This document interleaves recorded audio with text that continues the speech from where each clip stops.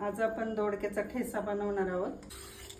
किसून घेऊया बटाट्याच्या किसणीने.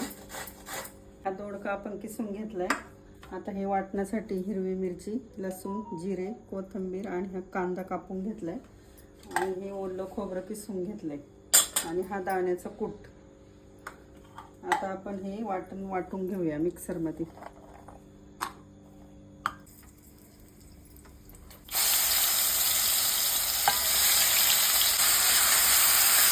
मिरची, लसूण, जिरे, खोबरं टाकूया. थोडं वरून टाकायला ठेवूया. आता हे चांगलं परतलं का मग आपण दोडक्याचा किसलेला दोडका टाकून देऊया.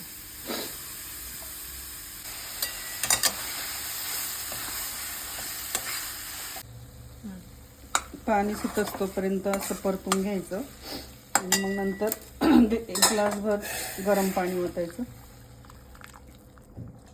आणि मग मीडियम गॅसवर शिजून द्यायचं.